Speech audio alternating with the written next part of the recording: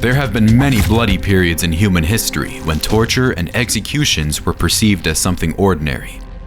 The screams of prisoners almost never ceased behind the high walls of prison, and pools of blood in the main squares appeared to form lakes. And perhaps one of the cruelest executions was invented by the wild tribes of Scandinavia, whom we usually call Vikings. I'm talking about the Blood Eagle, a legendary execution from Viking themes. The execution supposedly originated during the early Middle Ages in Scandinavia and was usually applied to high-ranking enemies taken prisoner. For example, it is mentioned that the Anglo-Saxon king Ella, who killed Ragnar Lothbrok, the father of Ivar the Boneless, was executed in this way as revenge. This event is recounted by the 11th century poet Sigvar Fodresen in a verse called Kunstdrapa. The execution consisted of breaking the victim's ribs on the sides with an axe, then making incisions and pulling out the ribs to resemble wings. After that, the still alive victim would have his lungs pulled out and placed so that breathing would make the improvised wings move. After all this, the still living person was tied up on ropes and lifted up for public viewing. It is assumed that this execution was not only a cruel method of murder and intimidation, but also some kind of religious sacrifice in the name of the supreme Scandinavian god, Odin. However, the existence of this execution is highly doubtful because the existence of Ragnar Lothbrok or Ivar the Boneless has never been proven by anything but sagas and legends. As for King Ella, the exact details of his death, except that he died in battle with the Normans, are unknown.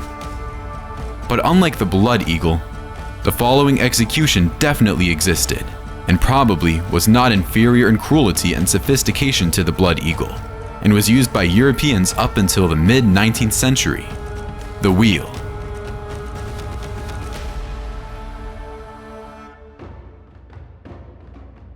The breaking wheel is an ancient type of torture and execution, which was invented in ancient Rome, and one of its first uses is attributed to the cruel Roman Emperor Commodus. And back then, this execution would look like this. However, in the Middle Ages in Europe, execution already looked different. For example, in the Holy Roman Empire, executions were a mass spectacle and were used primarily for men convicted of aggravated murder, that is, committed during another crime or against a family member. The documents of the Holy Roman Empire even preserved a description of the execution. First, the criminal is placed belly down, hands and feet tied to a board, and in this manner, a horse drags him to the place of execution. Then the body is struck twice on each arm, one blow above the elbow, the other below. Then, the same is done to each leg, above and below the knee. The last 9th blow is struck in the middle of the spine so that it breaks. The broken body is then inserted into a wheel, that is between the spokes, and then the wheel is driven onto a pole, which is then fixed vertically with the other end in the ground. Then the criminal was left to die afloat on the wheel and let rot. But there is another method of this execution originating from Europe. A wheel was placed on a tripod and then rotated while the convict was tortured. The difference between this method and the others was that those watching from all sides could get a good view without the executioner having to go around the wheel. Sometimes, a criminal's ankles and wrists could be broken beforehand before being placed on the wheel in order to twist them, and thus tie the person to the wheel, causing more suffering. Perhaps, the most famous and cruel instance of the use of this execution occurred on October 1st, 1786 in the county of Tecklenburg. Heinrich Stahl was to be executed by means of the wheel for the aggravated murder of a Jew. The first blow of the wheel would crush his chest. It was thought that it would kill the criminal instantly. However, this blow did not kill the criminal, and even the townspeople who were familiar with public executions were shocked by such a cruel punishment, because Dole was alive throughout the whole process. After the executioner secured Dole to the wheel, he hoisted him onto a pole. The town doctor climbed the ladder and verified that Dole was indeed alive. He died 6 hours later in terrible agony. The wheel was one of the most cruel and inhumane forms of execution and torture in history. It was intended not only to punish criminals, but also to demonstrate power and terrorize the population. And the most interesting thing is that in Germany, the wheel was used almost until the middle of the 19th century. It was used as a method of execution in Bavaria until 1813 and was still used until 1836 in Hesse-Kassel. However, the next execution, although it hid the whole process of killing the criminal from the spectators, was not inferior in cruelty to the wheel. I'm talking about the Iron Maiden. The Iron Maiden is both an instrument of torture and execution, supposedly used in the Middle Ages to punish criminals. Its description varies from source to source. Generally, it is an upright wooden or metal box with nails, spikes, or sharp blades on the inside. Sometimes, it is described as a device possessing the form of a human silhouette, as an Egyptian sarcophagus, and sometimes as a cylindrical case with a mask in the form of a woman's head on top. The latter version of the device is the most popular, thanks to which it got its name. The criminal or victim was placed inside the device, and then the door was closed, causing them pain and suffering. There are different variations of the description of the mechanism of the Iron Maiden. In one variation, the condemned person was placed in a vertical sarcophagus studded with blades or spikes, and then the lid would begin to close smoothly and slowly, penetrating the person with blades from the front, which forced them to move backward, pressing against the blades on the backside as well. All this continued until the sarcophagus was completely closed, after which it was left closed for some time, letting the man, or what was left of him, bleed out.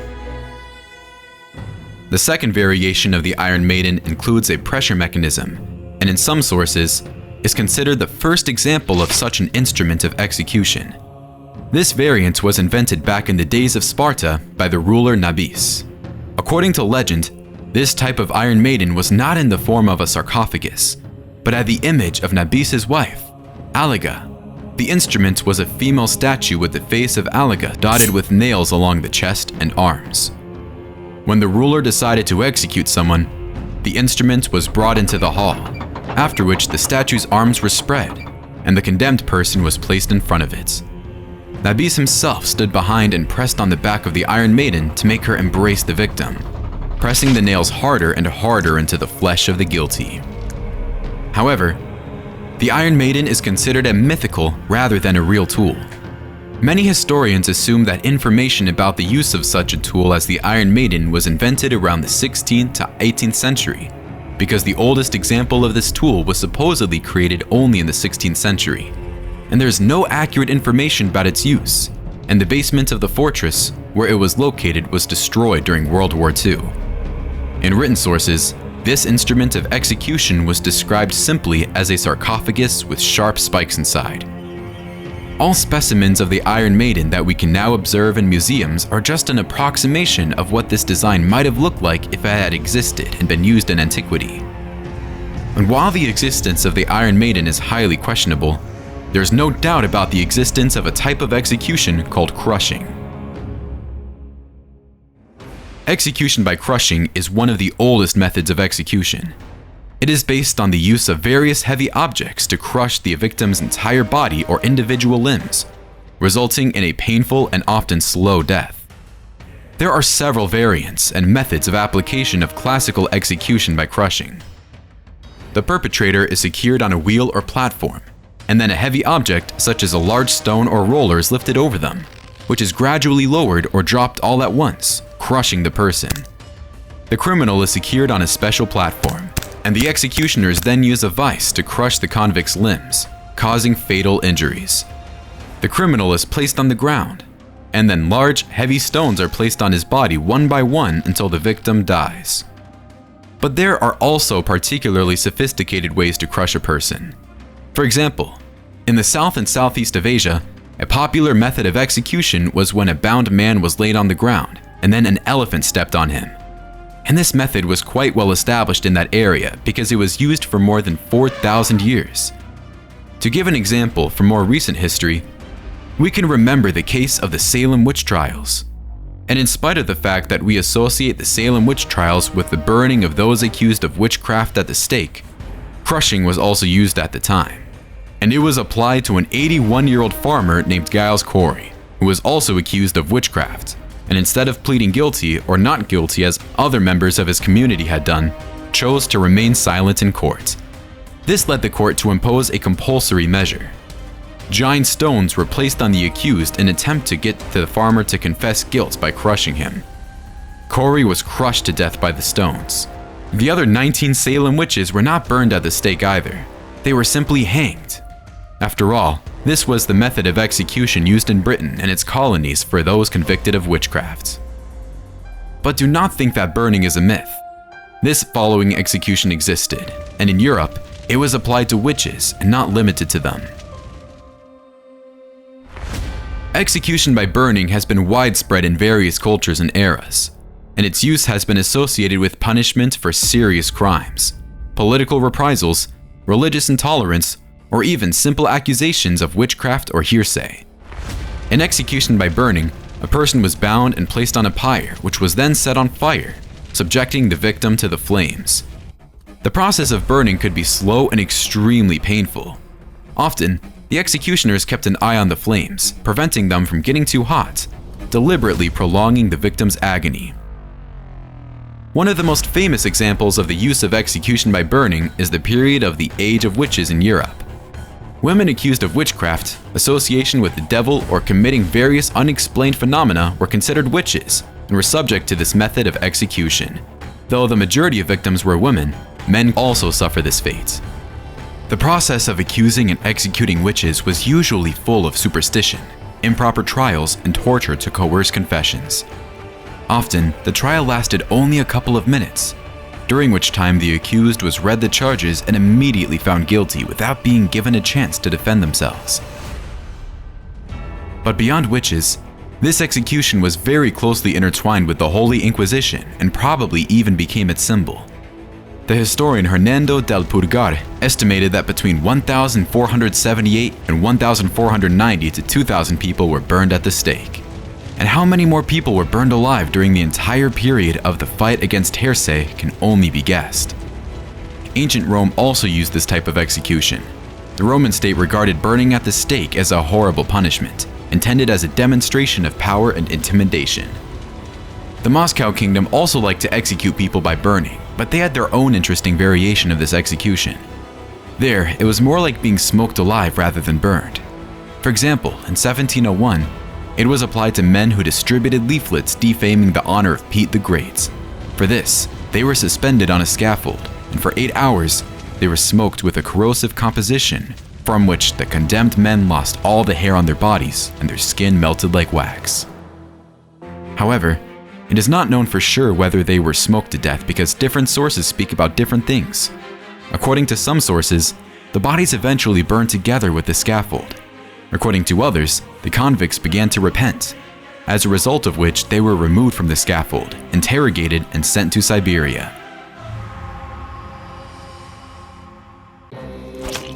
People have always committed crimes against each other: stealing, killing, betrayal. And probably, there is no more effective way to combat human vices than torture.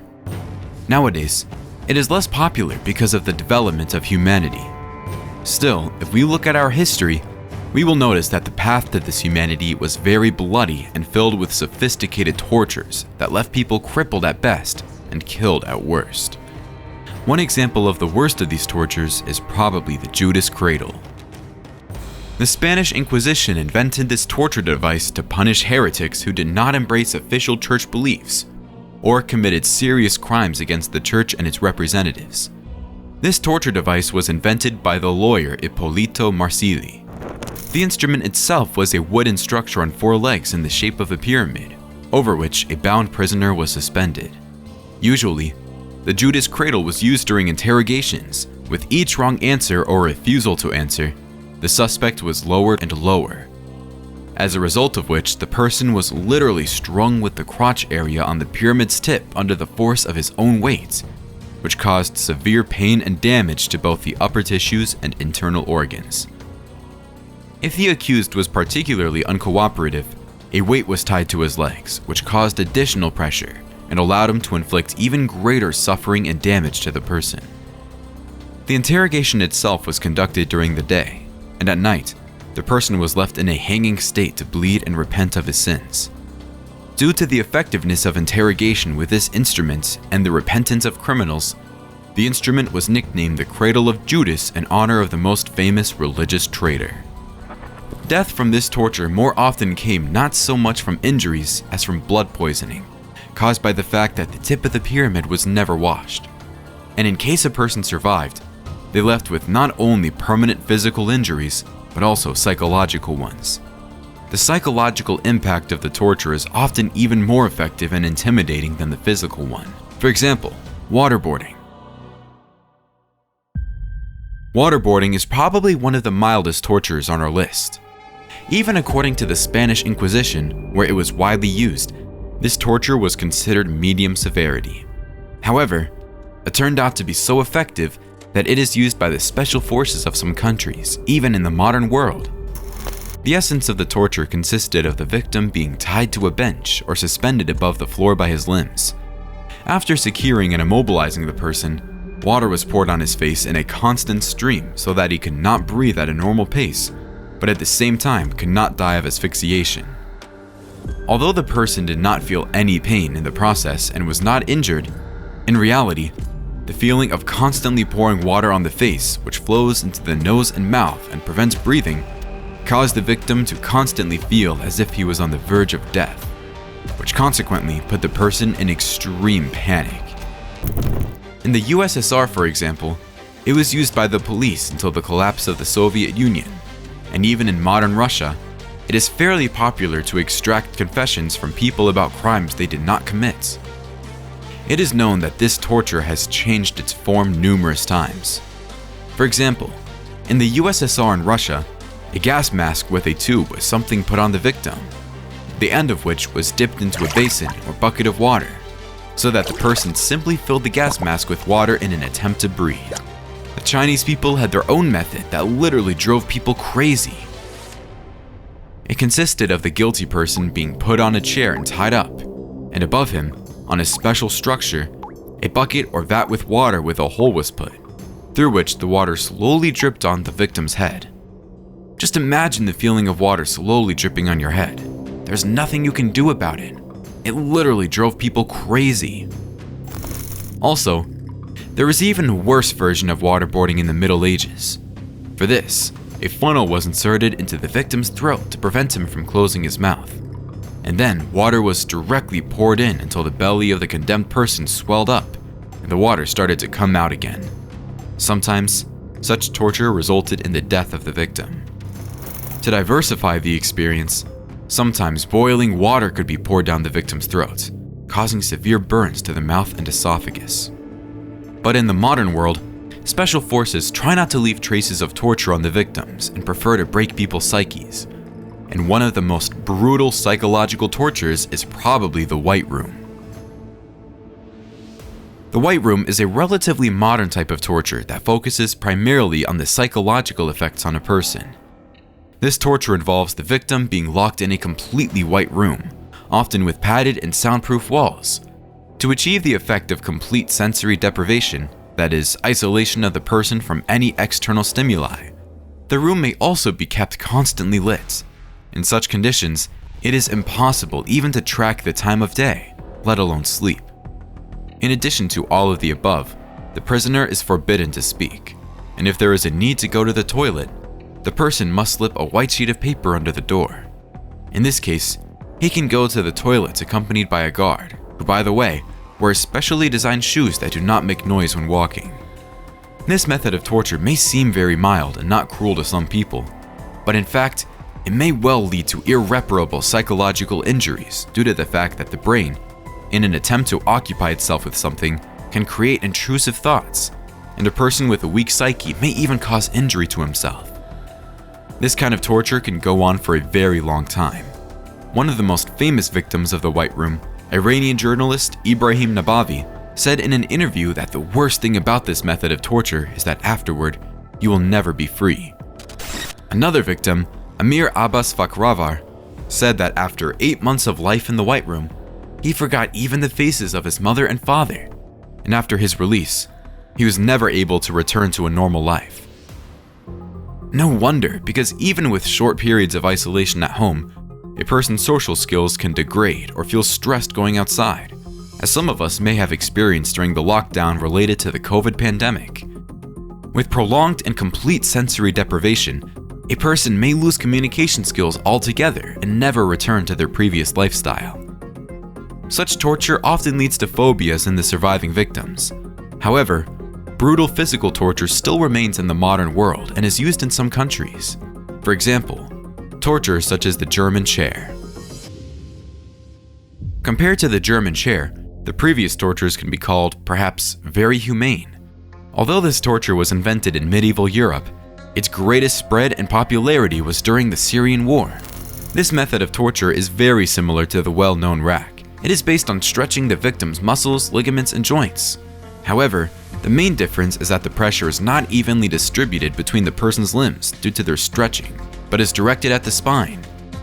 The essence of the process is as follows. A person's hands and legs are tied, and then the victim is placed on a chair so that his spine or abdomen is on the seat. The process of torture itself begins when the executioner starts to turn the chair so that the entire weight of the victim is focused on a small part of the spine or abdomen. Such torture could last several hours a day and result in serious injuries. Mr. Shahinan told the Daily Mail that he was stripped naked and placed on a chair on his stomach. In this position, he was tortured for 2 to 12 hours a day for 4 days. According to him, the torture was so horrific that, at one point, he started begging to be killed. But the German chair, despite its traumatic nature, is far inferior to rat torture, which in 100% of cases resulted in the slow and agonizing death of the victims. Rat torture was very popular in ancient China, but it became famous largely due to the 16th century Dutch revolutionary leader, Diederik Sonoy. It is probably one of the simplest and cruelest tortures in history. It requires only a steel cage, rope, embers, and a few rats. To begin, the victim was placed on a table, after which the hands and feet were securely bound, and the cage was placed on the person's stomach. The cage had a very simple design. It had no bottom, and at the top there was a special hole through which the rats were inserted, and then a mesh with embers was placed inside.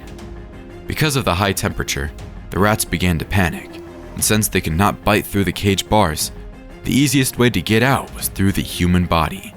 The animals began to gnaw their way to freedom through the flesh and entrails of a still living human. It's not hard to imagine how agonizing such torture was. And the torture by rats is very much in contrast to our next entry, which at first glance sounds frivolous and not at all scary. But in fact, tickling is quite an effective method of torture. Tickling may sound like a joke, but it has been used as a full-fledged form of torture in many countries. For example, in ancient China, tickling was used to torture both common prisoners and nobles. This method was very convenient, especially in relation to the nobility, because it did not leave scars and did not lead to physical injuries, but at the same time, allowed to obtain from the victim all the necessary information, because some cannot bear a couple of seconds of tickling, while the torture could last for several hours or even a whole day. Even the ancient Romans used tickling. They invented their own special process for this torture. The victim was tied up and his feet were dipped in salt water, after which the person was placed on a bench or sat on a chair with straightened legs, and a goat was brought in to lick the salt water off his feet. Over time, the tickle would stop feeling like a tickle, and the goat's tongue would become more like a razor. The man would literally start to feel pain.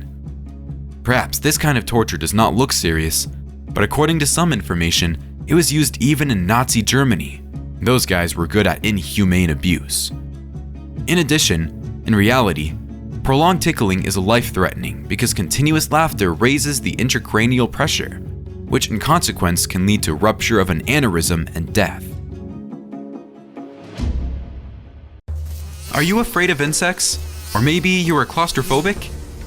In any case, you are very lucky to live in the 21st century and not in the days of ancient Persia, when you could be subjected to an execution called scaphism. The essence of the execution was to cause prolonged torment in the convict. A person was stripped naked, after which they would be given milk and smeared with honey so that they would have severe diarrhea. Then, the offender was placed in a boat, covered with a tree or a similar boat on top, and lowered into the water, always in a small pond with stagnant water. Under such conditions, And even with diarrhea, a person began to exude a strong stench that attracted insects. They flew in and began their feast. In addition to honey and waste products, insects did not disdain to eat the flesh of the person himself, after which they left their eggs and larvae under the skin. All this caused infections and gangrene, due to which a person began to literally rot alive. All of these caused exhaustion of the body and septic shock, due to which the person died. Also, it is known that sometimes the executed could be fed to prolong his suffering. From the point of view of history, some question the existence of such an execution, but there is evidence that it took place in 465 BC in relation to the court eunuch Aspameter, and also in 401 BC in relation to Mithridates, who suffered for 17 whole days. But that's not the worst part. The inhabitants of the Dark Ages and Antiquity had a good imagination and often pleased the specters who came to watch the execution with sophisticated torture. Now, you'll learn why it was not worth being a counterfeiter in the Middle Ages, and how the betrayal of the monarch deprived the subjects of male dignity, literally, and why, in ancient China, every woman had to be able to cook rice correctly. Half-hanging, drawing, and quartering. It sounds a little like the name of a dish in a restaurant, but this punishment is in no way inferior in cruelty to scaphism. For the first time, this type of execution arose in England during the reign of Henry III, but was officially approved much later in 1351. It was applied exclusively to male traitors. The victim was first tied to a stretcher made of wooden boards after attaching them to the horse's harness. After that, the person was dragged to the place of execution. The stretcher was designed so that the executed would rub against the ground and wash the skin all the time while traveling to the place. Upon arrival, the convict was hanged, but they didn't let him die because he still had a whole session of painful procedures ahead of him. After partial hanging, he would be castrated, causing him to experience severe pain and depriving the traitor of his manhood. The man would then be disemboweled, and it would be done as carefully as possible so as not to let him die too soon. The fifth item on this terrible list was quartering. Fortunately, by this time, the condemned man would already be dead and not feel any more agony. The lifeless body was deprived of all limbs, the end of which was the head, which was often hung in a public place as a warning to the rest. This execution was very symbolic because the person who betrayed the crown and his monarch violated the vow of allegiance, which deprived him of the right to be a man, which is why he was castrated. Evisceration, on the other hand, said that you would not hide anything from the crown. Sooner or later, everything will be revealed and everyone will know about it. Well, this punishment was just a very intelligible reminder to everyone else that the monarch's power is complete, and you should not argue with that.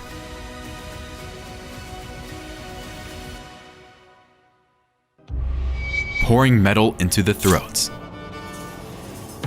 They did it in Russia, the Middle East, and Europe. Have you ever been burnt by soup or hot tea? So this is something similar. They give you water, not with sweet tea, but with liquid metal, the melting point of which is 1,500 degrees Celsius. Yes, and pour not a couple of drops, but about a liter or even more. It is not difficult to guess that such a punishment was extremely painful, and due to the vitality of our body, could stretch for quite a long time. Not for a few days as a scam, of course, but even 3 to 5 minutes was enough for the convict to regret not only his misdeed, but also that he was born at all. Such a punishment was applied to counterfeiters, which is somewhat ironic because money at that time was cast from precious metal alloys. By the way, one of the first cases of using such an execution was recorded back in the days of the Roman Empire in 53 BC.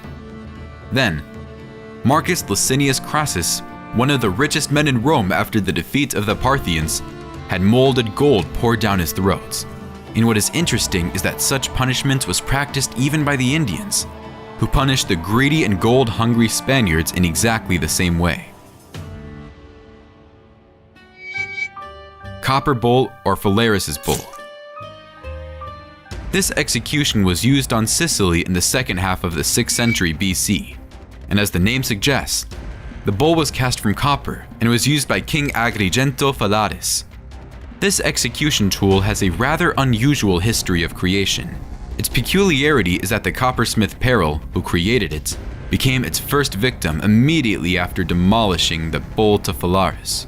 And all of that because the king was a very mentally unstable person, and at that moment, he considered that it was worth punishing Perilla for his cruel product. Its name fully describes the product. It was made of copper and was a life-size statue of a bull. Inside, there was a cavity in which, through a door in the side, they put the condemned to death. In the nose, the bull had 2 narrowed holes, which also had their own purpose. The temperature inside the statue rose sharply, due to which all the liquid in the human body began to boil and evaporate, from which the victim felt unbearable pain.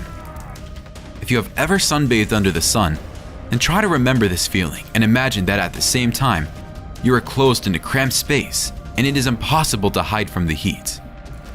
All this brought the executed to martyr cries, which coupled with steam, came from the nose of the statue and emitted a piercing whistle.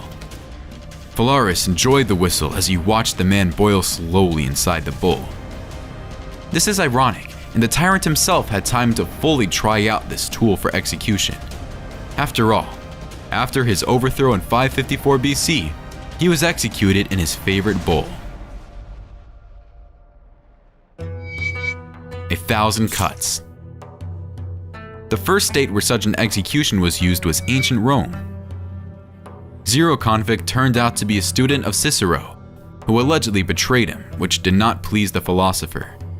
They forced the young man to cut off the flesh from himself, fry and eat it. Unfortunately, a more detailed history of the conflict is unknown. And now, about China. These guys always knew how to make a person regret his crimes. In their interpretation, the execution was called Ling Chi, which means death by 1,000 cuts. The method of punishment existed for a long time in the Middle Kingdom and was used until 1905. Mostly, parricides and state traitors were punished in this way. The convict was tied to a pole in a place where a lot of people pass, preferably on a market square. After that, he was pumped with opium so that the executed person felt less pain and did not lose consciousness for as long as possible. After the opium began to act, the executioner took a knife and began to cut off pieces of flesh from a person, putting them in a unique basket. The victim, all this time being under the influence of a psychotropic, could not feel all the pain of this procedure, but watched how his body was slowly cut into pieces. The procedure ended only when there was no skin, fingers, and tendons left on the human body. Only at this moment did the executioner end the torment of the condemned with a sharp blow to the heart. It is also curious that for each part of the body, there was a knife. And when the executioner took the knife, he always looked at the inscription on the blade, which denoted one of the parts of the body. Sawing. This execution was invented in Europe during the Roman Empire, becoming popular in the Middle Ages, especially in Spain. However, it was most widely used in India and China. The essence of the execution fully corresponds to its name. A person sentenced to sawing by the legs and arms was tied between 2 pillars and sawn with a 2-handed saw along the body, starting from the groin. The executioners themselves did not like this execution very much because it was slow, since it was inconvenient to see the swaying body. In Europe, however, a person was sawn not vertically but horizontally, which saved the executioner from such a problem. The Aztecs were a fairly advanced civilization. They had their own logographic writing systems, technologies, culture, and occupied a quite large territory. Yet despite all this, the Aztecs are best known for their brutal religion. According to some estimates, throughout their history, the Aztecs sacrificed around 136,000 people to the gods, although this figure is often disputed. However, historians agree on one thing. The scale of Aztec sacrifices was unmatched in all of America, and possibly even in the world. And you might immediately ask, why did the Aztec gods demand worship in the form of sacrifices? The Aztec religion was based on the belief that the entire world was created through the sacrifice of the gods. meaning each one of them gave some part of themselves to create mountains, trees, animals, and humans. Moreover, every living being contained energy necessary for the god's sustenance. Thus, by performing sacrifice rituals, the Aztecs were primarily repaying their debt to their creators and only secondarily asking the spirits for blessings and favors. The particularly cruel gods demanded human blood, and a simple quick death wasn't enough for them.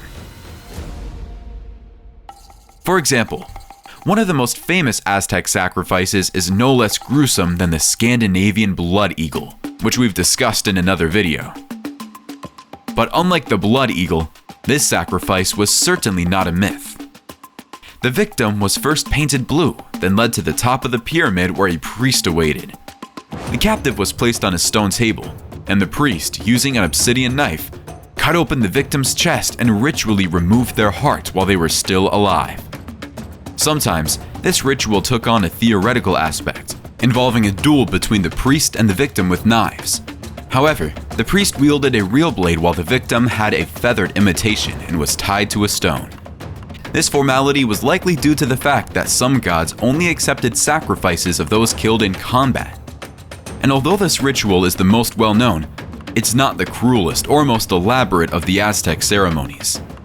The god of fire, Tickling, demanded a special approach, which is why he had his own ritual of sacrifice. To accomplish this, prisoners were chosen as sacrifices. They were seated around the fire and smoked with narcotic plants. Once the intoxication reached its peak, a priest approached the victim and placed them on the altar. The priest performed a ritual dance, after which they threw the victim into the fire. In their narcotic stupor, the person did not immediately realize they were in the flames, and when they attempted to escape, it was clumsily done, often hindered by the priest. After some time, still alive, the prisoner was removed from the fire for the final stage. The priest would open the victim's chest with an obsidian knife and ritually extract the heart alive as an offering to the gods. Often, in addition to carving out the heart from the already deceased prisoner, their skin was removed and their internal organs could be consumed by the priests. The skin was then used to make ritual costumes. For instance, these costumes were worn during ceremonies of accolades. These were Aztec celebrations during which warriors who captured prisoners were awarded various parts of their bodies. Later, the warrior could proudly wear these trophies, which proved his strength and high status in the tribe. Human sacrifices were quite routine events among the peoples of North and South America. Unfortunately, in these communities, human life was considered insignificant compared to the benefits a sacrifice could bring, and the sacrifice that the gods made to create the world. Thanks to this belief, an implicit scale was formed to assess how vulnerable a sacrifice was to the gods. For example, according to Inca beliefs, captives and slaves held little value to the spirits as they were not part of their faith and culture, and thus could not properly enter the spirit world. For this reason, as an offering to the spirits, they chose the most valuable thing they had: children. Not just any children, but the sons and daughters of chiefs, priests, and shamans. Most likely, the gift was chosen from birth and prepared for the ritual throughout their short lives. The main stage of preparation began about a month before the ritual. The chosen ones were fed the best food, washed every day, and additionally, a responsible member of the tribe was assigned to fulfill every desire of the future victim. When the priest decided the offering was ready, there were two known versions of the ritual. The first method involved taking the victim to a temple at the top of the Andes. There, they would be decapitated, and the main part of the ritual would be completed. The other method of sacrifice was less brutal but no less horrific. The victim was drugged with narcotic herbs, then placed in a tomb 1.5 meters underground, and the exit was sealed. After this ritual, the bodies of the victims were often very well preserved. For example, in 1999, the mummified bodies of 3 Inca children were found. Through research, scientists determined that the ritual occurred around the year 1500. And even though all the victims died in their sleep without unnecessary pain and suffering, the ritual remains horrifying and inhumane. But the ancestors of Europeans were no less cruel than the indigenous peoples of South America. Although sacrifices in European countries were less common, they were distinguished by their particular cruelty. Gaius Julius Caesar described cruel religious rituals in his manuscripts. He mentioned the Gauls as a very devout people, which led to the belief that immortal gods could only be appeased with human sacrifice. The text specifically mentioned a ritual known as the Wicker Man. The essence of the ritual was the construction of a colossus resembling a human out of straw and wood. Livestock and wild animals were placed inside this colossus. However, if there weren't enough animals to fill the colossus to the top, the Gauls would also place captured people inside, usually prisoners or slaves. The historian did not specify whether the people and animals placed inside the statue were alive, but it is known that after the Battle of the Teutoburg Forest, some captured legionnaires were burned alive in wooden cages. This leads us to believe that in the case of the Wicker Man, all victims were alive at the beginning of the ritual.